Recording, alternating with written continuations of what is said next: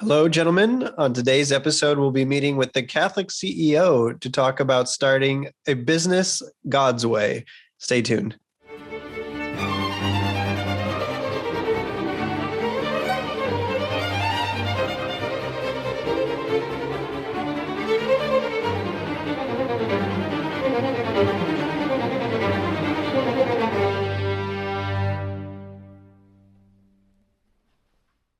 Hey, everyone. Thanks again for joining us on another episode of The Catholic Gentleman. We are your hosts, Sam Guzman and John Heinen. We're excited that you are here. If this is your first time, please remember to subscribe on YouTube, click the bell. If you're listening to us on a podcast player, please remember to subscribe so that you can get each of these episodes when they come out every week.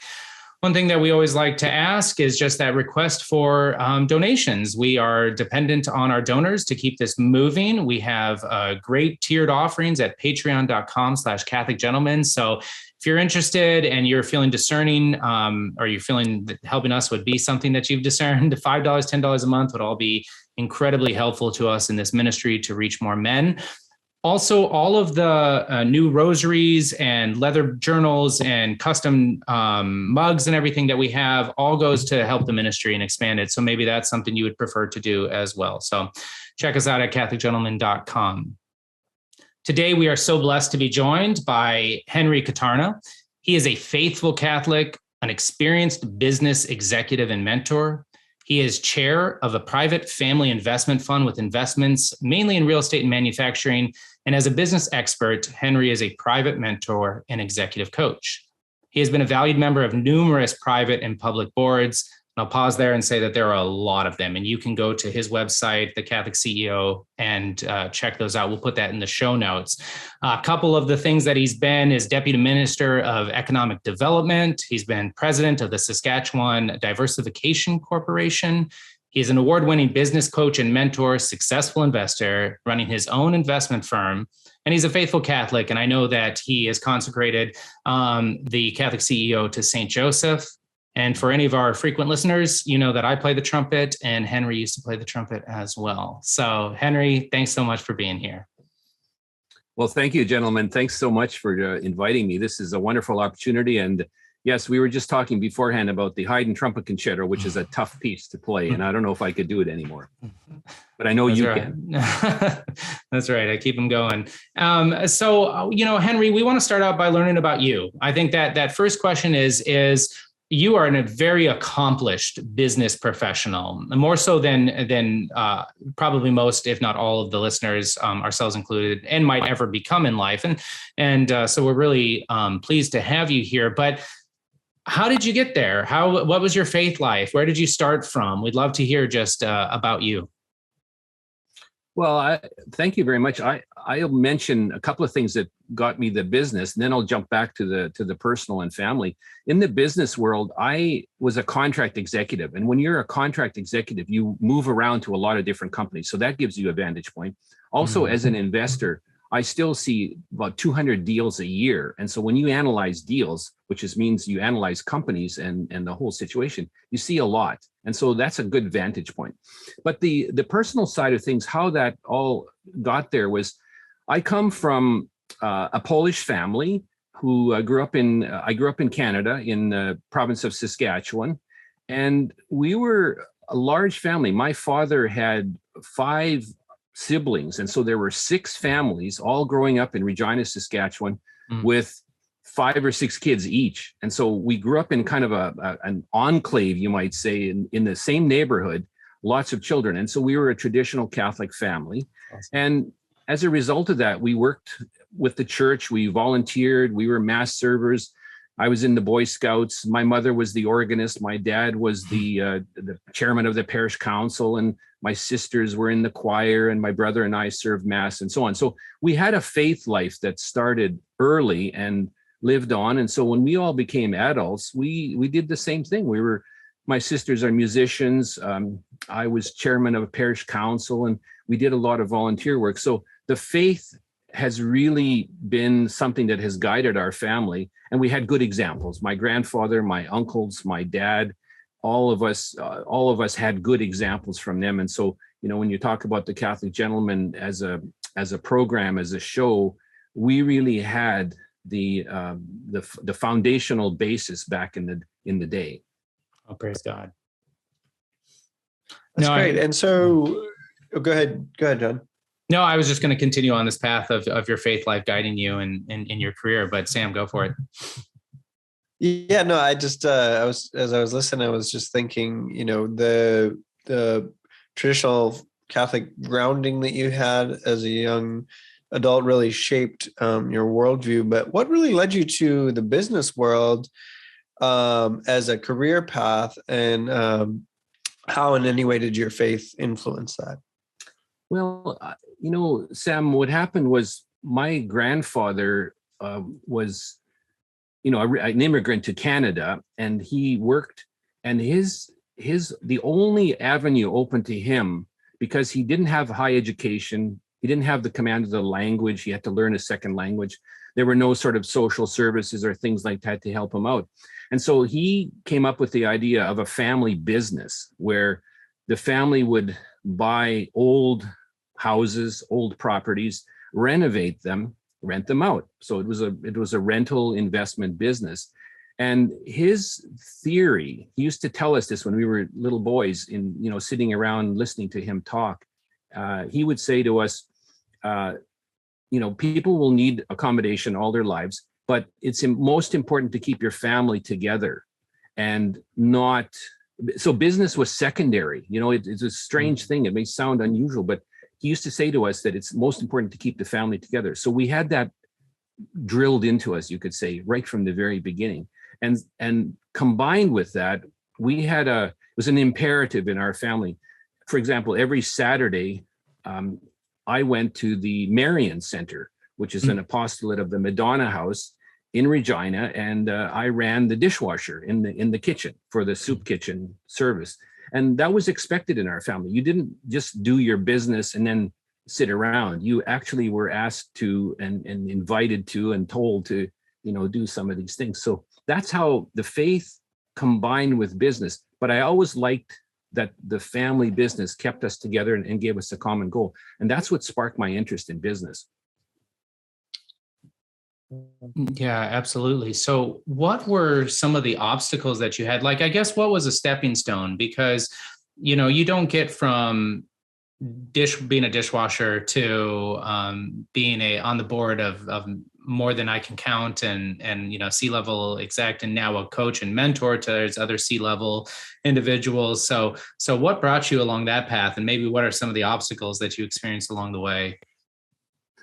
Yeah, that makes me think of, while we lived in Saskatchewan, I worked in the family business, and then there was this notion that we should all go out and get experience outside of the family for a year or two. And so I went into government, and I found, again, it's hard to explain. It's either the Holy Spirit guiding or divine providence at work, but I took on some responsibility at a lower level, and I discovered, and so did my supervisors, my superiors, discovered that I had some abilities. And so I solved some problems in government programs. And so honestly, I moved up quickly. And within a few years, I was working in Treasury Board, and then I became a deputy minister.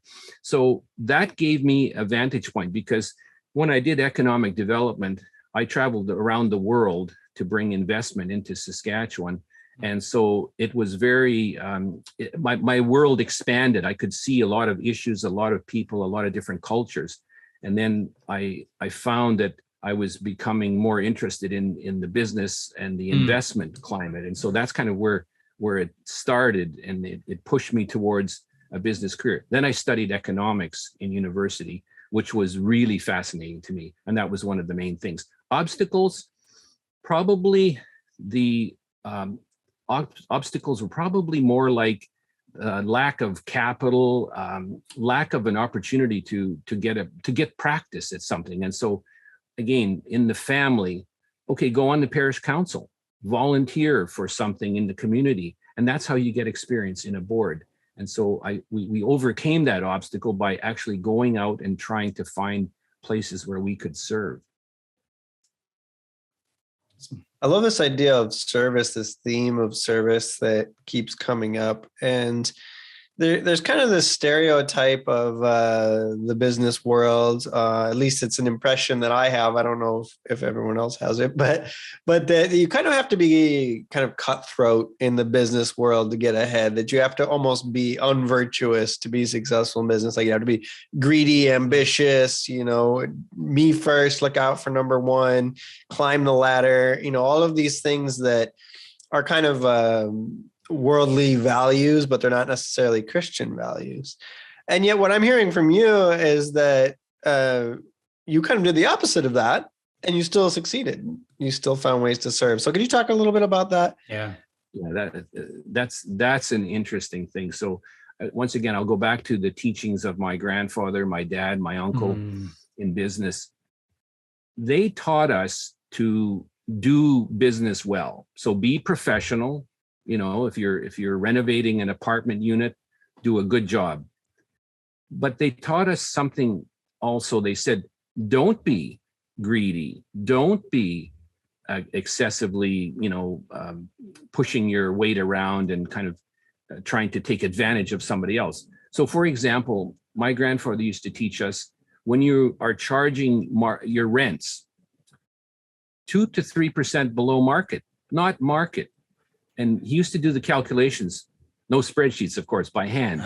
But he taught us that you could, if you know your numbers well, you can run a Catholic business. You can be generous to people. You can show some charity, and you can be successful in business, but you could charge just a little bit below market, and you could be more generous on your repair budget and things like that. So that was drilled into us again, to be not aggressive and not to be cutthroat, to be generous. And what I have discovered is that it doesn't hurt you. It actually does not hurt you. And, St. Joseph being the patron of our group, the Catholic CEO, he's brought us definitely things that are beyond our abilities. I know that.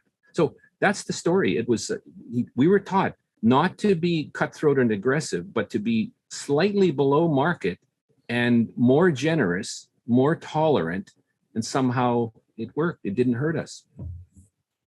Yeah, amen. No, I like that. I like how you brought up a couple of times your grandfather, your father, your uncle, right? And Sam and I have talked frequently on this show about the need for gentlemanly examples, right? That we can lead that for our sons, we can leave that for our neighbors actually now.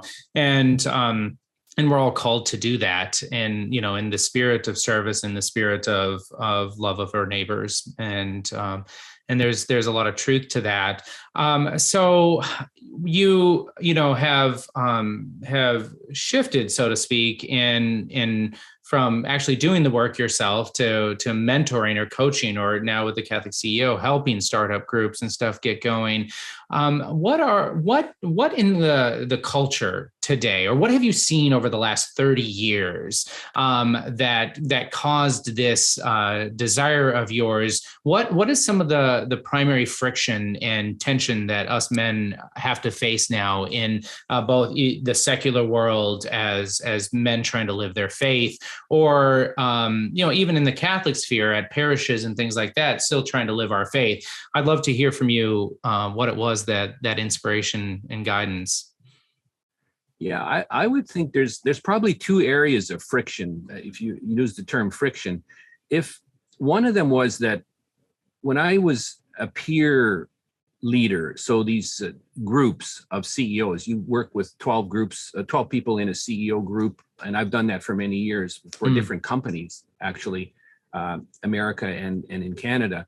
And what I learned there, and it was predominantly men. It was men that were running these companies. And so if I had two groups for 8 years in Calgary, for example, and we had, 1 or 2 women, but mainly men. The men would come to me, and we would have these private one-on-one meetings as well as the group meeting once a month. And so the men would come to me and they would say something like this. They'd say, I've been successful in my business. I'm learning a lot. I'm running my business. I'm making money. I've got all the toys. I've got all the toys that I need. I've got the sports car. I've got, the second house, the cabin, the cottage, the beach house, the condo in Hawaii, whatever. And then they'd say to me, not everybody, but many would say to me, but what's it for? I don't feel fulfilled. I don't feel that this is doing me any good. So that's one kind of friction where men for the last 25 years have told me this. The next friction that really caused us to get going on the Catholic CEO idea was in the last, probably, you could look back in the last 10 years. Yeah. If you're a Catholic man running a business, Catholic man or woman running a business, you're going to find that the culture is pushing you to do certain things, to champion certain causes, to push certain ideas, to accept certain behaviors. And at the beginning, it's like the frog in the boiling water pot, that story. You don't react to it. You don't notice it as much. But I would say in the last 3 or 4 years, many Catholic business people have said to me, we're being squeezed. We have to now support this cause. We have to support that one. If you don't put this sign on your front door, you're a problem. If you don't send your employees to some sort of an event, you're in trouble. And pretty soon there's pressure on you. And then, of course, there's even more pressure. Some people have faced, as you know, overt pressure, like bake this cake. Yeah. Right. The example I'm talking about. And so those two things, the kind of people get wealthy, they get successful in business, but it doesn't mean anything unless there's a purpose to it. And then the culture now is pushing us. And so Catholic people are saying, we've got this problem. That's why we started the Catholic CEO about a year and a half ago. We talked about it and we said, we think we could take this idea, help Catholic business people be successful in business. Yes, you have to be sharp and successful in business, but you can be fully Catholic. And in this era that we're in now, this is the pressure that's on us. We're actually being forced to choose between our Catholic faith and success in business. Now, we believe we can do both, and there's a certain way that we want to do that. But that's what the two friction points are right now.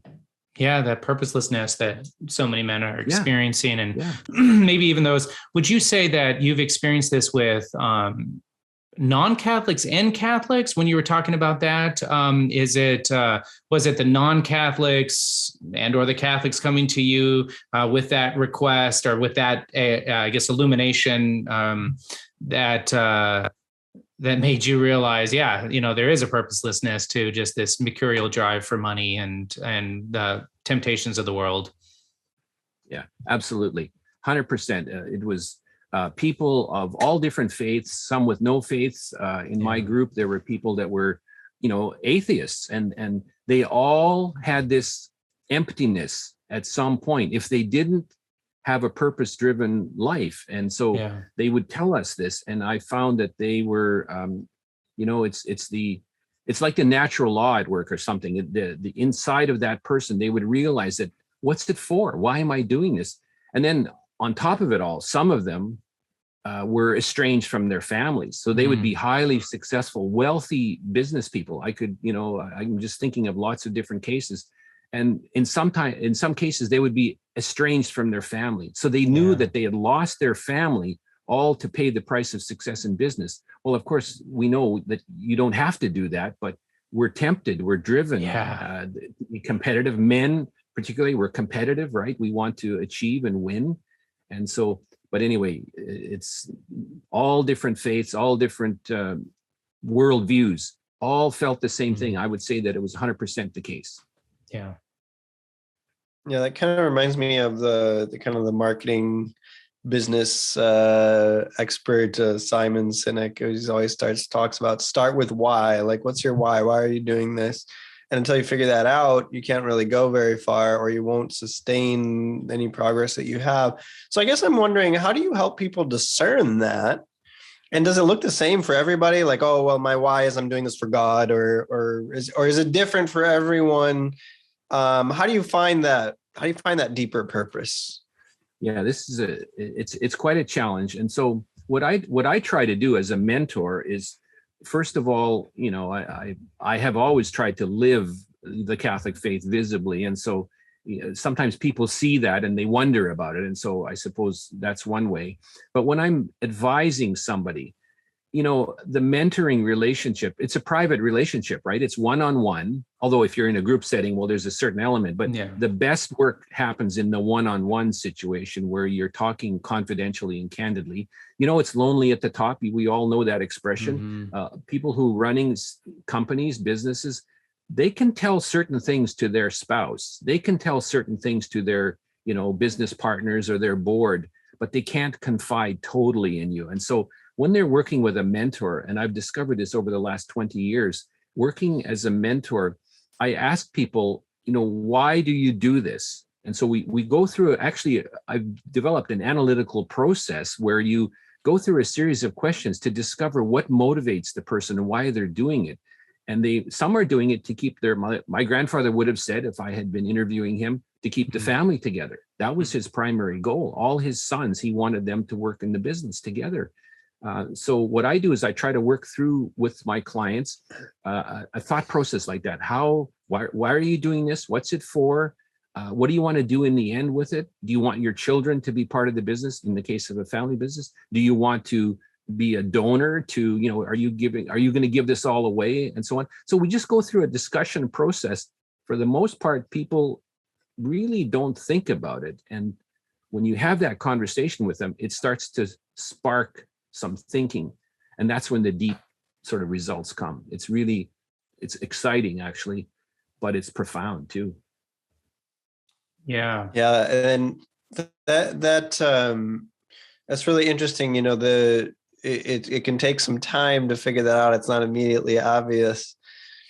One question I have that kind of to follow up on that though, is I hear this debate that goes on in the business world between doing something to make a really good living or doing something because you're passionate about it. And you hear sometimes the advice given to young people where it's like, only do something that makes you a really good living. Don't worry about your passion. Just do the hard work, pay the bills and have a really good life.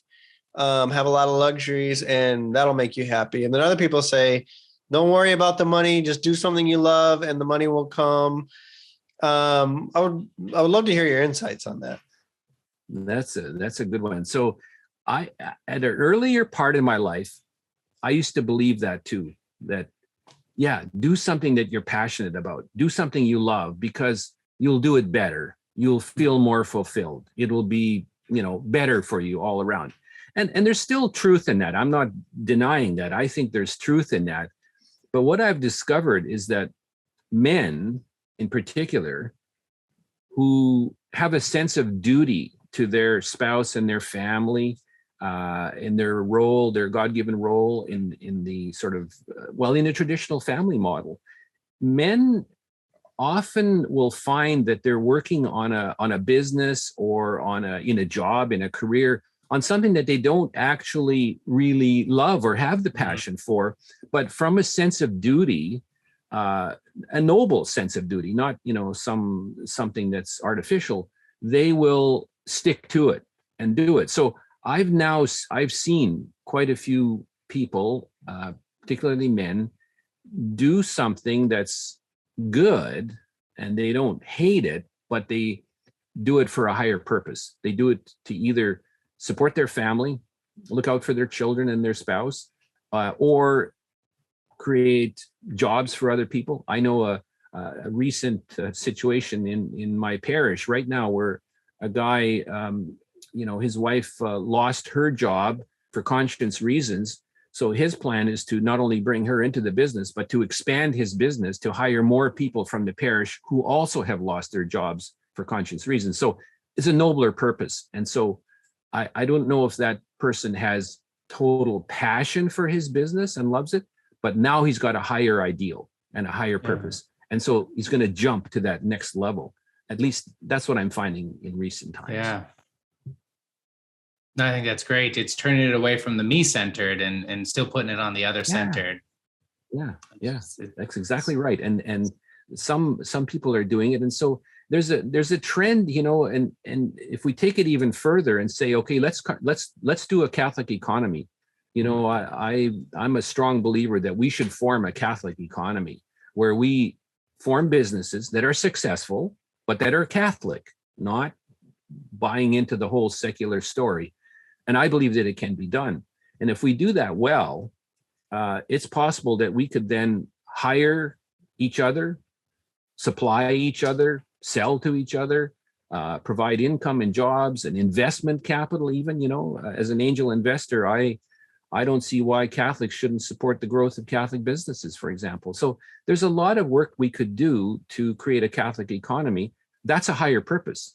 And that's something, not only it's at a higher purpose, we may even be forced to do that as the culture squeezes us more in the next, 5 years, 2 years, 1 year, we may be forced to do this. So this is, it's very exciting for us at the Catholic CEO, that's for sure. Well, and I like that. And I like the fact that it's all seen as an opportunity, right? Like the woke culture is trying to squish the faith out of the business sphere. And instead of cowering or retreating or moving into a direction, and I can hear it in you. And we've had conversations before and on your website. It's really an opportunity for us that God has chosen us to be here and now, and that this opportunity for men to grow in their faith or to, still chart their future. I think you use those words on your website, and maybe even take that next step of creating a business. So something you mentioned about creating a Catholic economy is, something I've thought of, kind of if we, kind of use the Benedict option or something like that, kind of like as these small Catholic communities of support and help and raising kids and stuff like that.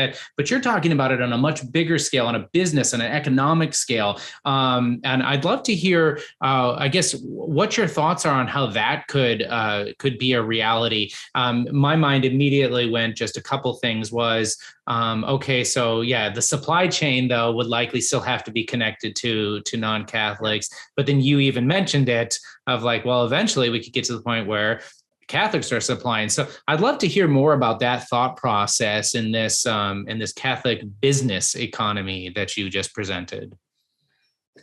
Yeah, that's something that we have. I am wrestling with that all the time. We're always going to be living in the context of a secular culture, right? I mean, we're going to have the political system in each of the countries. We're going to have the legal, legislative system, the laws, the rules, all of that. It's going to be there.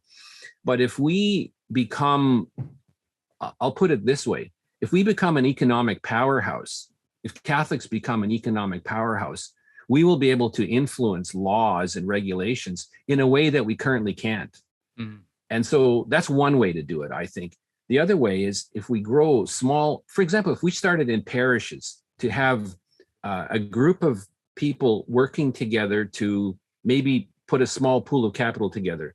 The early credit unions started this way, where people within a parish. In fact, my dad was one who started a credit union in his parish, in our parish in Regina. And some people, recent Polish immigrants, for example, would want to buy a car. So they would get a $500 loan to buy a car. But the bank wouldn't give them the loan because they didn't really have a job, or they were just newly immigrant, all of that sort of the usual business factors. But the parish trusted that person, knew that they would pay that loan back at $5 a month or whatever it was way back 40, 50 years ago when my dad was doing this. So I think that we could become an economic powerhouse. We could build a business, an economy where we supply each other. The supply chain, your example, 100% right. We're not going to be able to be isolationist, but we can integrate. And the stronger we are as an economic force, the easier that integration will be. And that's kind of the snowball effect. So if we do this on a parish level and then gradually rotate it to a citywide level, a statewide level, a province-wide level, no reason we can't become an economic powerhouse. I have some friends who are of another ethnic group, and they tell me that they've done this for centuries, and they have. And so when they found out that I was doing the Catholic CEO, they said, good for you. You're drawing your line in the sand, but you're also doing what we've done for centuries. And so there's already examples out there. It can be done. And there's an integration that can happen to the regular economy. So that's what's motivating us these days to do this. We think we can do it. We think we can be Catholic and successful in business, and then we can start to influence the culture. Yeah, and I would say you're thinking starting at the parish level is would be a good starting place. Is that accurate? Yeah, subsidiarity, like that principle. It seems to be easier to work that way because it's a place where people gravitate. They're there on a regular basis, and so why not start there? If you try to start a Catholic, I've seen people try to do this, a Catholic directory or a Catholic, club or association or something. And if you're from citywide, it's hard to attract it. But if you've got that common spot that you're gravitating towards, every week, then it might make sense to do that. So I'm all about that. I think that's something that we could do. It's a vision, yes. But what if we did that? What if we focused on that? And then we would be able to influence not only the laws and the regulatory climate, but we could also do things that would push that pressure that the culture is giving us. We could push that back. And then we would have the freedom to live the Catholic life and raise our children and our grandchildren in a fully Catholic life. Amen. That's pretty cool, and we like it. So. Yeah, I agree. Yeah, I'm hearing this theme that coming up again of like using your success in business for good. And that leads to kind of a question that I hope isn't too impertinent. I've never had to face this issue because I'm not wealthy, but like, let's say you do hit it big in the business world and you make lots of money. From a Catholic perspective, what do you do with that? Like, do you just go buy the boat and the lake house and, the super sports car, whatever? Like, is that okay? Or is there some moral duty do we have? Like you mentioned earlier on, like Madonna House, which is, I know is kind of like the Canadian, like it's almost like a Canadian Catholic worker movement in the sense, like something like that. It was very much about serving the poor and living with the poor. And so like, do we have an opportunity to like live this evangelical poverty lifestyle where we're serving with our wealth? Or like, what does that look like for people who maybe, let's say they are successful in business, they have more money sitting around than they know what to do with? What's our duty as Catholic successful businessmen to use our money to the glory of God? Well, the last word that you used there, for the glory of God, I think is that's the imperative. So I have learned in my study of the faith over the last years that there will, our Lord said there will always be the poor with you. I would never use that as an excuse, but I would say that if somebody makes a lot of money, they're successful in business, there's nothing inherently wrong with that. What the question is, the key question then is, what are you going to do with it? What's your motivation? And so if you buy the toys, and I'm one who does, I believe it's not an evil to have a beautiful home, or I like sports cars, and so it's not. I don't think it's evil to have a beautiful, cool sports car. But I think that we must then have a spirit of generosity, and so the virtues, the practice of the virtues, the generosity. I listened to numbers, I think 7 to 13 of your recent podcast when you had the values, the Catholic gentleman values. And I find that if we have a spirit of generosity and then support charities, support the poor, but do it in a way that you're teaching somebody how to fish. That's another one of my favorite examples. Micro loans, micro business, helping people, be a mentor or help people start a business by becoming an investor, an angel investor, where you're starting at an early stage with a business and you're doing it on the basis of trust in the person. And so I guess my conclusion is build your wealth, but then adopt a spirit of generosity and charity, and certainly support Catholic objectives, good Catholic objectives. And then I think find a way to help fellow man. In the case, if you're a business person with that skill and talent, well, then help people start businesses. That's how I would approach it. Yeah. And I think too of all the very wealthy Catholics who've built so many of our churches, our universities, things like that, were all came from, not always, but in many cases came from people who had the means to be very generous, like you're describing, and have kind of left monuments of faith as a result. And I think that's a really beautiful thing. Yeah. And, I can tell you of it's something that bugs me personally, and that is that I've seen many successful Catholic people, and I applaud their success.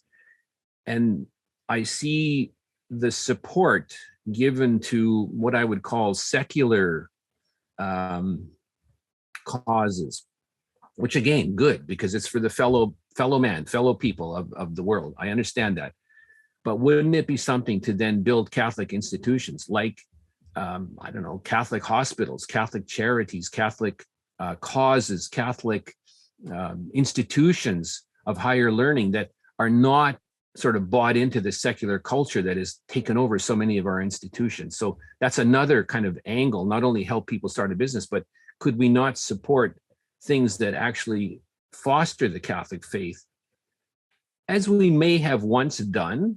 But I think we can even do it better, because there's a lot of success in business. There are many Catholic people who have built wealth and have successful businesses. And so to begin pushing some of that towards Catholic institutions, I think is positive.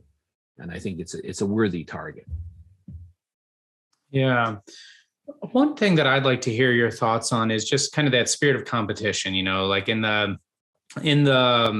hearts of men, right? Where we want to win when we sit down at work and when we look at our peers. There's this temptation in that arena as well. I also see it in the Catholic space. I see it in the business space. Is how do you use that competitive drive for the good? And one situation I think of if you've got two businesses and they're both run by Catholic business owners, they're tires, they're putting on tires on cars, and they've got two, they each own their own tire and they're across town.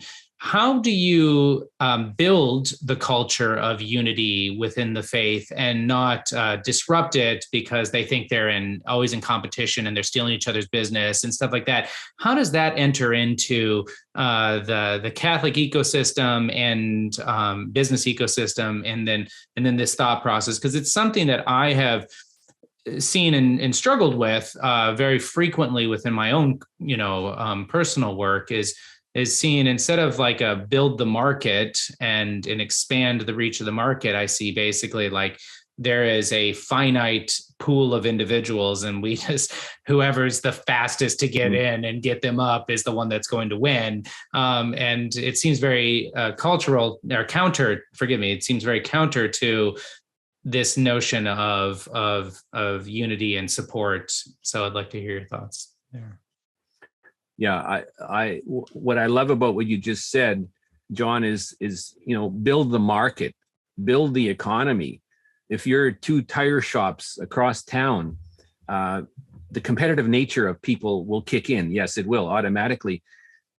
But if we try to live the Catholic life, I would offer that we're trying to live a virtuous life. And so we will want to follow virtues like prudence and temperance, and justice, for example, among many other virtues. Those virtues would then motivate us to do our business well. So, for example, the two tire shop guys, they would each be super smart business people. They would, have the supply chain figured out so that they're getting greater cost advantage, and they would, offer attractive discounts and beautiful promotions and cool things that would just grow their business.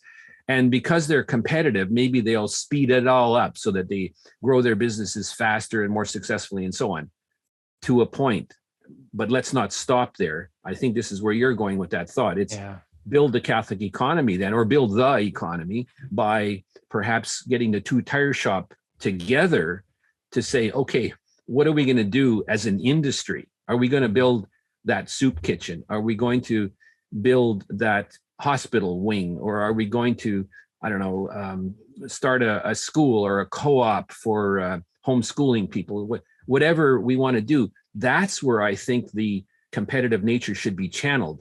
Yes, build a business using Catholic principles. Don't be, sucked into just the secular culture, but then do something beyond that with either building, like you say, the Catholic market or the Catholic economy, and find causes that are worthy and worthwhile where you can really support your fellow man, and then channel your competitive spirit that way. I love it. I love it. Yeah. It's not pursuit of pride of life and of reputation and status. It's really about, this drive to improve your business. And then you use that money for the good, to use it to build the economy by helping and supporting other businesses and things like that.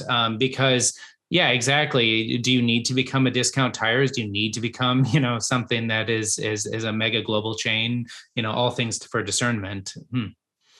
Yeah. Well, and I'm people in my family probably chuckle at me because I always one of the speeches I always give is learn how to be to do financial simulations well. Learn how to do a spreadsheet analysis that can simulate all sorts of different scenarios and calculate your margin carefully and know what your profitability is, your margins, your projections for growth in the future. Because if you can do that well, you can then achieve these goals and these causes, and you can create more room in your business and still be profitable and still be successful and still offer tremendous value to your customers and respect your customers, your suppliers, your employees, your contractors.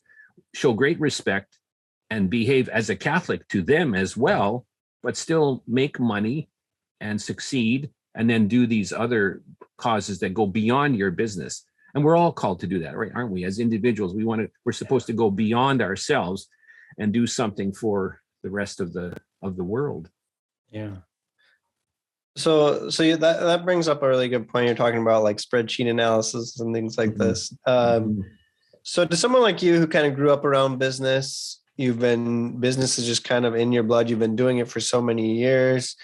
It's kind of second nature by now. So if you wanted to start a business, it'd probably be pretty easy. You'd know exactly what to do. But maybe somebody has a really good idea. I'm kind of like that. I'm an ideas guy. I got ideas coming out my ears for things, projects. But I don't really have the know-how to make them a reality a lot of times. So let's say somebody has a really good idea for a business. They think it could be profitable, but they're just not sure. Where do I start? Like, what do I even do? Can you just give us I know it's probably different for everybody, but just to like a kind of a nutshell version of what that process would look like? Where would you start? You have a business idea and you want to make it happen. Where would you begin? That is that's kind of it's one of the first segments of our free course that we offer on how to start your business. So how I would start with someone is I would say, okay, if you have an idea and you think that you want to make a business out of it, do three simple things. And we talk about this in great length.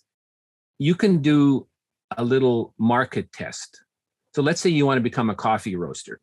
You can do a little market test. I won't go into details today because it'll sound too technical, but you could do some internet searches to see how many coffee roasters there are in your geographic area, in your metropolitan area.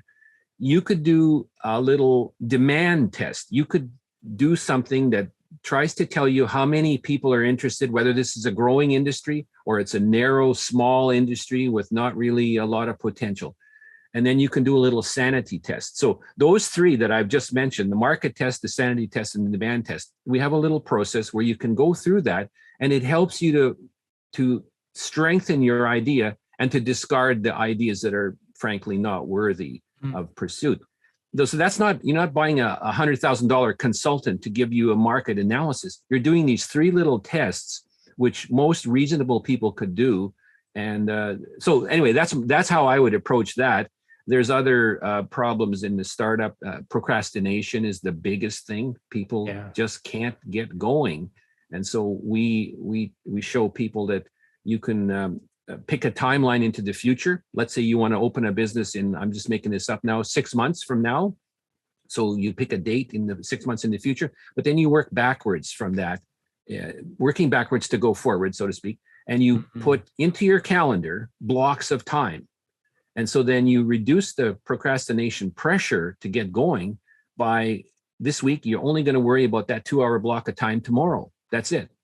And if you add those all up together, you'll open in 6 months. And so I'm oversimplifying, of course, but that there's tools like that that help us to get going. But the most important one right off the bat is to think, test your idea using those little 3 tests, also discussing with your spouse, with your family, with your business associates, your partners, or in this parish economy thing we're talking about, you could talk with a group of advisors, mentors that have been there, done that. Anyway, I'm full of all of these ideas, as you can see, and I hope that helps to, how to kickstart somebody's idea into action.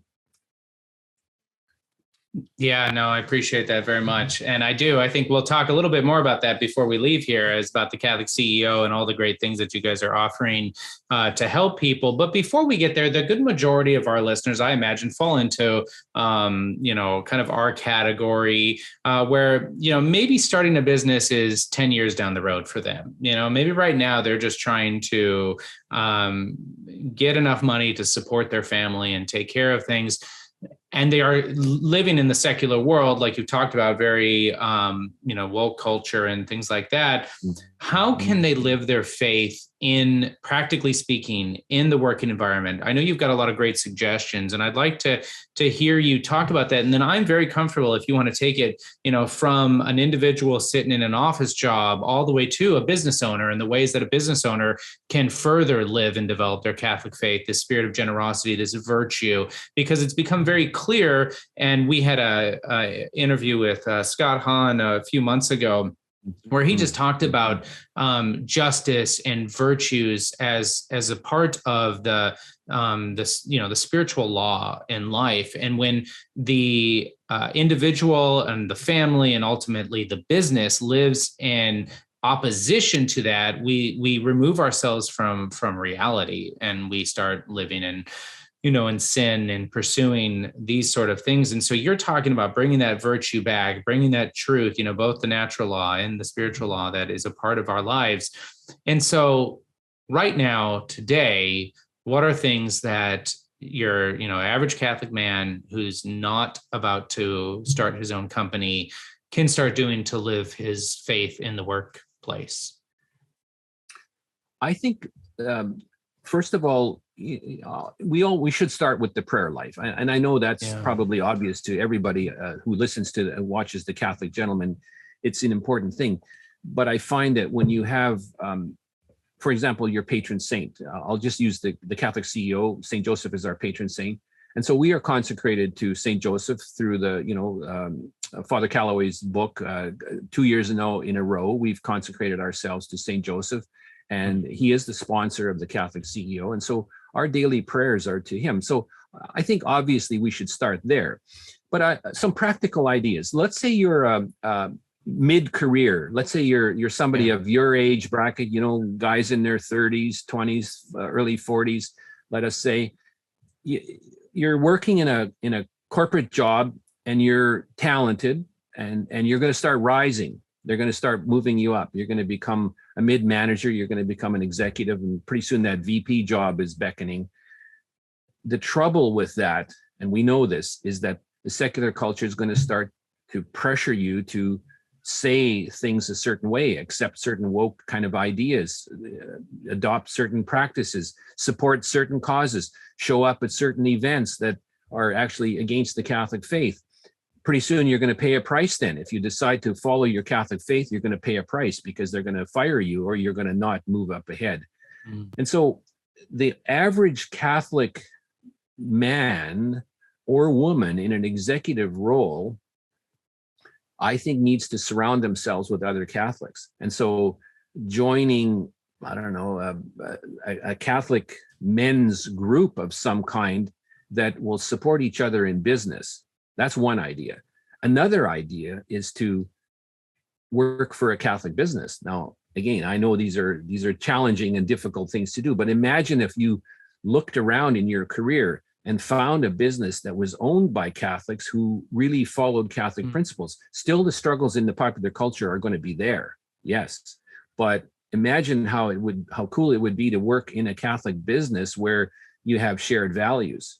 And then eventually, my thought process would be, let's start Catholic businesses where we can do this. But still, your example is somebody working in the corporate situation. If you are doing this, at some point, we're going to have, speaking of virtues, fortitude. We're going to have the guts and the courage to stand up to the culture. And that's a very tricky proposition, because you may then have to choose between feeding your family and your faith. And that's an impossible choice in many ways. And I would not wish that on anybody. But I think one of the ways we can do it is, besides, living our Catholic faith and having the prayer life and surrounding ourselves with Catholic supporters and fellow Catholics who are going to push us in the direction of virtue all the time. Eventually, what worries me about this is that we're going to be forced to choose at some point. And I don't think the popular culture is going to release its pressure on us soon. I think it's going to be worse. Yeah. No, agreed. I appreciate that very much. So. Yeah, so you've been doing this for a while. You've started the Catholic CEO. Tell us a little bit about the Catholic CEO. Like, what services do you offer? What support can people get through the Catholic CEO? Yeah, the Catholic CEO, I'll begin by saying it's a family business. It's headquartered in Texas. The family members live in Canada and the United States. It's a business, and it's designed to be a family business, hopefully for future generations, but it's also an apostolate. So that's kind of the surrounding premise of the thing. What we're doing is we're trying to provide tools to Catholics to form businesses, or to transition from jobs to businesses, or to increase their performance of their business. And we think we can be Catholic and successful in business. So we want to help people to be successful in business, but we want to do it in a way that's not against the Catholic faith. We want to have it in a positive way that is fully Catholic, but also successful in business. So we offer individual one-on-one mentoring. And so I work with some of our clients right now, one-on-one, directly involved in helping them solve business issues. And we have clients now that are, they're in business already and they're growing, but they want to make sure that their Catholic imperative is still front and center.